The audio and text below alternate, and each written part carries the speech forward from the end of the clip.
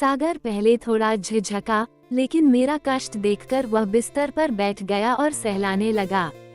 नमस्कार दोस्तों, आज की कहानी एक ऐसी धमाकेदार कहानी है जिसे सुनकर आपका खून गर्म हो जाएगा। मेरी उम्र 31 साल है।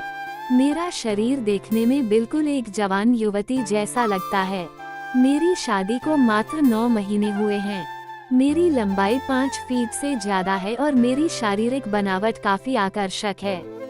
अब मुझे लगता है कि यह खूबसूरती किसी काम की नहीं है, क्योंकि मेरे पति दूसरे राज्य में एक प्राइवेट कंपनी में नौकरी करते हैं। शादी के बाद से वह अभी तक घर नहीं लौटे हैं। मेरे ससुराल में मेरा 9 साल का देवर सागर, मेरे ससुर और उनकी माँ यानी मेरी दादी सास रहती हैं।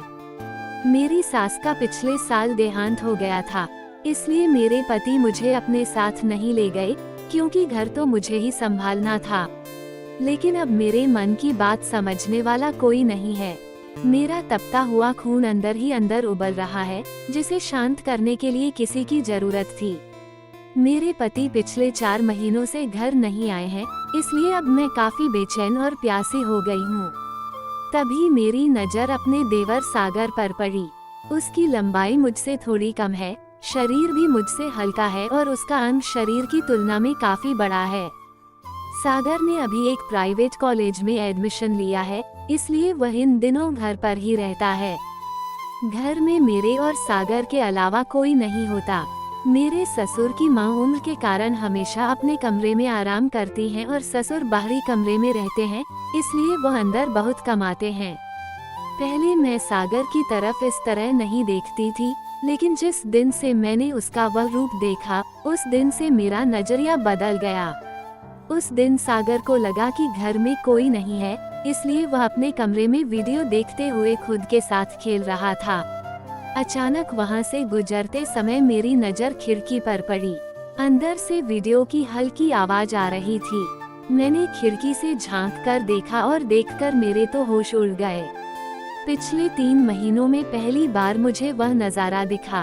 वह तनकर खड़ा था और सागर उसे हल्के से सहला रहा था।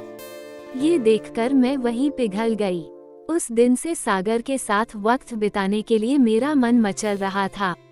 उस दिन मैंने अपने पति को फोन किया और कहा, अब तुम वापस आ जाओ, मुझसे अब और बर्दाश्त नहीं हो रहा। आखिर मैं भी एक औरत हूँ। तब मेरे पति ने माफी मांगते हुए कहा, देखो ऋतु, मैं तुम्हारी बेचैनी समझ रहा हूँ, लेकिन अगले 3 महीने मुझे कोई छुट्टी नहीं मिलेगी।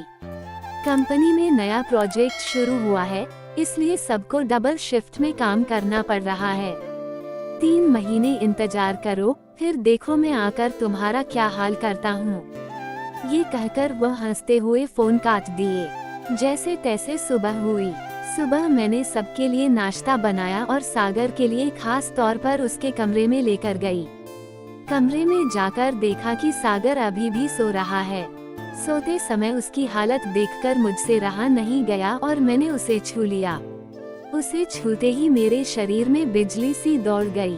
लेकिन तभी मैंने देखा कि सागर जाग गया है और मेरी तरफ देख रहा है।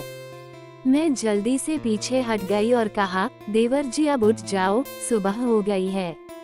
सागर मुझे गुड मॉर्निंग बोलकर हाथ मुंह धोने चला गया और मैं वहीं बैठकर सोचने लगी कि शायद सागर ने देखा नहीं। फिर सागर अपने कमरे में वापस आया और हम दोनों बातें करते हुए नाश्ता करने लगे। अचानक मैंने पेट दर्द का बहाना बनाकर रोना शुरू कर दिया। सागर ने घबराकर पूछा, क्या हुआ भाभी, आपको इतना दर्द क्यों हो रहा है? मैंने कहा, सागर पता नहीं क्यों, सुबह से बार बार पेट में दर्द हो रहा है। सागर बोला, थोड़ा रुको भाभी, मैं दवा लाता हूँ। मैंने जानबूझकर बहाना किया था ताकि सागर को करीब खींच सकूं। तब मैंने उसे रोकते हुए कहा, दवा तो मैंने पहले ही खा ली है, तुम बस मेरा पेट थोड़ा सहला दो। सागर पहले तो झिझका, लेकिन मेरा कष्ट देखकर वह बिस्तर पर बैठकर सहलाने लगा। उस पल मुझे बहुत अच्छा लग रहा था। सागर की नजरें इधर उधर घूम रही थीं। अचानक ससुर जी के आने की आहट हुई।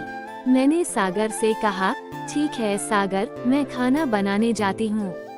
इसके बाद मैंने खाना तैयार किया। ससुर और दादी सास को खाना खिलाया। रसोई में जब मैं सागर के लिए रोटियां बना रही थी, तब वो पीछे से आया। उसे देखकर मैंने जानबूझकर अपना पल्लू गिरा दिया था। सागर मुझे देखकर ठिठक गया क्योंकि मैं पसीने से भीग चुकी थी। मैंने झुककर धीरे से पल्लू उठाया और उसे वो नजारा दिखाया जो वह देखना चाहता था।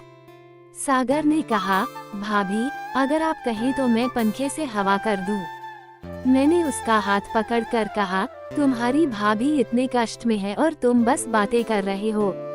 फिर सागर पास बैठकर हवा करने लगा। जैसे ही ससुर जी बाजार गए, मैंने फिर से अपना पल्लू गिरा दिया। मैंने सागर से कहा, आज पिन नहीं मिल रही, इसलिए बार बार गिर रहा है, जरा ठीक कर दो। सागर ने कहा, नहीं भाभी, आप खुद कर लीजिए। मैंने कहा, पागल, मेरे हाथ में आटा लगा है, इसलिए कह रही हूँ। फिर सागर पल्लू ठीक करने लगा। वो बहुत शरीफ लड़का है, उसने नजरें उठाकर नहीं देखा। मुझे लगा कि मैं गलत कर रही हूँ, लेकिन मेरी भावनाएं इतनी तीव्र थीं कि सही गलत का होश नहीं रहा। घर में हम दोनों के अलावा कोई नहीं था।